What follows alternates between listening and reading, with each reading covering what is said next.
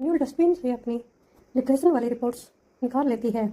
जोंगवोंग Hanyul के घर shift होने के लिए आ जाता है और वो घर को देखता है, पर उसको नहीं पता होता है कि ये हान्युल का घर है।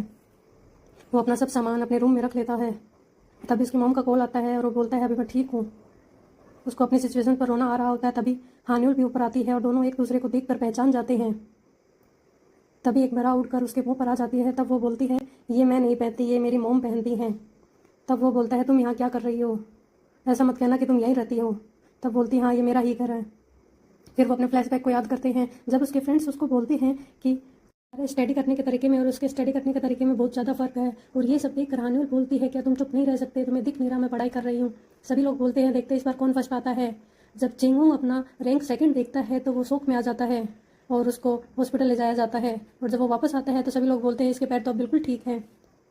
अब जिंगवोंग हान्युल से आगे निकलना चाहता है। हर चीज़ में वो बचकानी हरकतें करता रहता है। वो एक कॉफ़ी पीती है तो वो उसके साथ उसको 2 पीकर दिखाता है, चाहे वो उसको अच्छी लग रही हो या नहीं।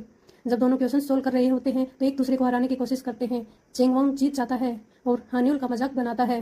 ये सब देखकर हान्युल को भी अच्छा नहीं लगता है। और यहाँ से वापस प्रेजेंट में आ जाते हैं कि वो हमेशा ही बचकानी हरकतें करते रहते थे। वो अपने एग्रीमेंट देखता है और हान्युल को बोलता है कि मेरे पर बहुत ज़्यादा कर्जा है तो मैं यहाँ से जा नहीं सकता। तब हान्युल बोलती है तुम यहाँ रह सकते हो, तुम्हें जाने की ज़रूरत नहीं है। और उसको थैंक यू बोलता है कि तुम मान गई। तभी उसका अंकल आता है और बोलता है वो मेरी भतीजी है। फिर उसका भाई आकर बोलता है वो मेरे अंकल थे। उसका भाई उसकी मॉम को बोलता है कि वो कुछ जाना पहचाना सा लग रहा है। जिंगवोंग को लगता है कि जैसे कोई उसको देख रहा था। फिर उसको सपना आता है अपने उसी ऑपरेशन का और वो डर जाता है।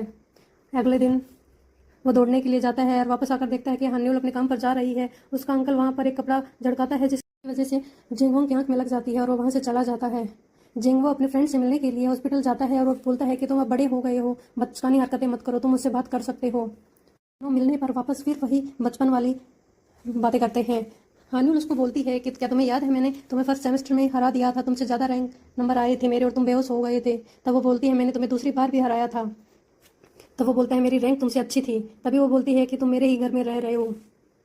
हान्युल का सीनियर उसे वापस से परेशान करता है और हान्युल इन सबसे परेशान हो चुकी होती है और वो डॉक्टर से अपॉइंटमेंट लेती है। तब डॉक्टर उसे बोलता है कि तुम्हें रेस्ट की ज़रूरत है, तुम्हें अपने काम से ब्रेक लेना होगा।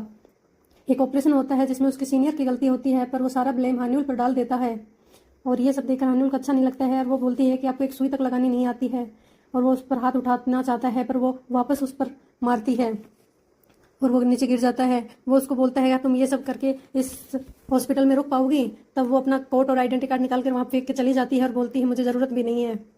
उसकी फ्रेंड उसको ढूंढते हुए आती है कि तुमने काम क्यों छोड़ दिया। ये सब उसकी माँ सुन लेती है कि उसने अपनी जॉब से रिजाइन दे दिया है। वो उससे पूछती है कि तुम्हें प्रॉब्लम क्या हुई है, तुम क्यों नहीं कर पा रही, तुम्हारे पास एक अच्छी जॉब थी। तब वो बोलती है मुझसे नहीं हो रहा है, मेरी ज़िंदगी में प्रॉब्लम्स चल रही हैं। वो बोलती है कि सभी की ज़िंदगी में चलती हैं, तुम्हारे कुछ अलग से नहीं चल रही। तब वो बोलती है मैं पहले 17 घंटे पढ़ाई करती थी, अब 17 घंटे काम करती हूँ, मेरे पास अपने लिए तो टाइम ही नहीं है। और बताती है मैं डिप्रेशन का शिकार हो चुकी हूँ, इसीलिए मैंने ब्रेक लिया है। ये सोचकर उसकी माँ परेशान होती रहती है। जेंगवॉन ने सब कुछ सुन लिया होता है और वो हान्युल को बोलता है क्या तुम मेरे साथ ड्रिंक पीने के लिए चलोगी।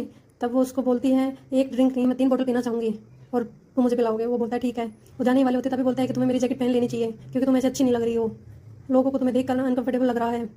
और उसका कोट पहन के वहाँ से चली जाती है। वो जैसे ही रेस्टोरेंट में एंटर करते हैं उनको उनके पुराने क्लासमेट्स मिल जाते हैं और वो पूछते हैं क्या तुम दोनों डेट कर रहे हो। वो बोलते नहीं हम बस रास्ते में चलते हुए मिले थे। तभी वो लोग बताते हैं कि जेंगवोंग का करियर खराब हो गया है, सब कुछ उसकी वजह से तबाह हो गया है, उसका क्लिनिक बंद हो गया है। वो उसके पीछे आ रही होती है तब वो बोलता है तुम मेरा पीछा क्यों कर रही हो। तब हान्युल बोलती है तुम्हारा और मेरा घर एक ही जगह पर है। जेंगवोंग उससे वापस पूछता है क्या तुम अपनी 3 बोतल पीना चाहोगे अभी भी। और वो दोनों वहाँ से ड्रिंक के लिए चले जाते हैं और वो वापस वहाँ बैठकर अपने स्कूल की बातें याद कर रहे होते हैं कि मैंने तुम्हें कितनी बार हराया था, मेरे किस चीज़ में तुमसे ज़्यादा अच्छे मार्क्स आए थे और तुम्हारी क्या हालत हो जाती थी मेरे सामने। ये सब बातें उनकी वापस स्टार्ट हो जाती हैं और अभी वो एक दूसरे को हराने की कोशिश करते रहते हैं, चाहे वो ड्रिंक पीने में हो या लाइफ में हो। ये सब बातें करते करते वो ड्रिंक कर वहाँ से चले जाते हैं। सीढ़ियों में चल रहे होते हैं तभी एक आदमी जेंगवोंग को धक्का मारकर जाता है और दोनों डर जाते हैं। वापस से वो अपनी बचकानी हरकतें स्टार्ट कर देते हैं और बोलते हैं चलो हम एक दूसरे के एक एक मारेंगे, देखते हैं किसके हाथ में ज़्यादा जोर है। हान्युल बोलती है पहले मैं मारूंगी। हान्युल उसके सर में अपने हाथ से मारती है जिसकी वजह से वो गिर जाता है और बोलती है कि देख लो तुम हार गई मेरे से।